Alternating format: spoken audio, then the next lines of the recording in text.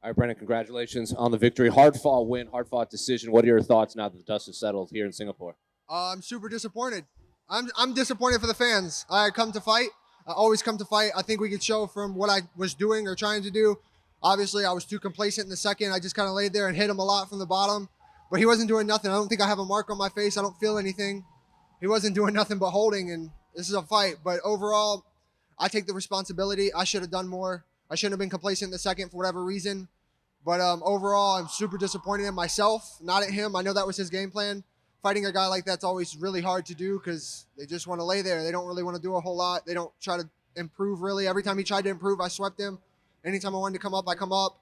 But only thing I can really say for him is he had the good single against the cage. I was anticipating it, but I think maybe I worked on it too late. But I started to get that timing at the end and what we worked on. But overall, super disappointed, long-winded. So what type of fight did you – you said you expected that game plan from him, but I guess what type of fight did you expect in there? Because I'm sure you didn't expect, as you just said, for him to just hold you throughout the fight. Yeah, I was expecting him to, if he did get me down, improve position. It's hard to stand up from somebody when they just hold and hold. He tried a couple shots. I moved. As soon as obviously in the second, like I said, I was complacent. But when he did try to hit, I was moving. I was trying. Most of the other time, he just held, and I just had to hit him from the elbows, hands. But I was expecting a 15 minutes. But I was expecting to be more dominant. But I keep saying but I was I felt like when I was on top, I was dominant. When I wanted to move, I moved. And when he gave me space, I moved. I knew nobody can hold me down when they try to give space. Obviously, holding someone's a lot different. You have to create space. And every time he did, I felt like I was up from what I remember. That complacency you said in the second round, was that something that he was doing or something that you were trying to adjust in there? Like, where did that come from in round two? In the second, I didn't want to waste too much energy. The weight cut was pretty hard this time. I don't know, because this is the first time I've ever been out of the country. I don't know if it had to do with that or what it was, but I didn't have my nutritionist with me, but Charles helped me so much at the last bit. But maybe it was more in my head. I don't know. I just know that I didn't want to create so much energy and get tired, because I know that's what he wanted, was for me to get tired. So maybe that's where it's come from, but my responsibility. How bad was the weight cut? Like, how much did you have to cut so close to the weigh-ins? Surprisingly, the weight was low because I got in early, so I was at like 203 when we got in, and I was starting to drop low, so I come back up to hold it at 203. But then they gave me distilled water one day, not the PI, but somebody else. And my nutritionist thinks that's what did it, because that dehydrates you, the distilled water. Between that and a couple other things, they think it was that. But that's no excuse, man. Sure. I still turned it up in the third. I still think I won the first. And overall, from a fighter's perspective, I was trying to hurt him. I was trying to finish. I felt like I was so close one time, but he did a good job at turning in with the rear naked, I think twice. But good on him, you know. Like I said, fighting guys like this is super hard. Do you think the boos at the end were just because there's a lot of support here for him because it's so close to Australia, or do you think they were just upset with the decision? I think it's a little bit of both, to be honest. Definitely probably more the first one. It's more his home turf. But, man, I am a fan, obviously, but I was the fighter then. And I was still am super disappointed because, man, I don't like to fight like that. I have 20-something pro fights, and none of them have been like that. And I'm disappointed for the fans. I come here to put on shows. All my UFC fights show that, and I'm just disappointed from a fan's perspective. And I don't know if you're aware, but since 2019, you just tied Israel Adesanya with 7 wins for the most middleweight wins in that time span. So what do you want next for your career? Hopefully October 6th. That's what I'm looking for, October 6th. I like this guy a lot as a person. I really do. But hopefully Anthony Hernandez, we can get that business cracking October 6th, man. Like I said, I really like this guy. As a person, I think he's a great guy, but business is business. And I hope to get him October 6th. Why? Is it just because you like that matchup? It's like specifically, or ranking-wise, or what else?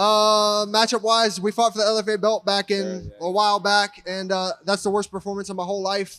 Obviously, for circumstances, I'm happy for him that he got that win because of everything that transpired after for his family. But now's a whole different time. I'm a whole different guy, and I just want to fight him again. And finally, what was that mask you walked out with? So the mask was for the people, man. It was for the many. My family has fought for America. You know, they were all in the Marine Corps. They fought in World War II, Vietnam, Desert Storm. They fought for the people, for the many to have a voice, and that's what that mask represents, is for the people. Colt Dow. When you fight a guy with a style like the one tonight, do you know coming in like, okay, this is probably going to be a bit of a grueling one. This is probably going to be not as fan-friendly as I want it to be, or do you just have to put that out of your mind and fight how you want to fight? Honestly, I was putting it out of my mind. I was just trying to do me. I thought maybe I could put him out on the feet, but I only connected Flush, I think, like Flush once. He did a good job at staying at distance until he wanted to shoot. But then again, like I always say, I always take responsibility. It's my fault, and I could have done better. I could have done more, but it is what it is now. Is there something you can learn from this fight, or is there just like there are some fights that aren't exciting and there's nothing you can do about it? You just have to forget about it and move on. I feel like that's where I need to be. Some fights just aren't exciting. Some matchups aren't. I'm the guy that likes to go out on my shield if I have to, but I knew this guy wasn't going to be the one to make me go out on my shield. I knew I was going to have to dig deep, and that's what my coaches told me going into the third. I was too complacent in the second. Let's kick it up. Let's turn it up, and let's get to work.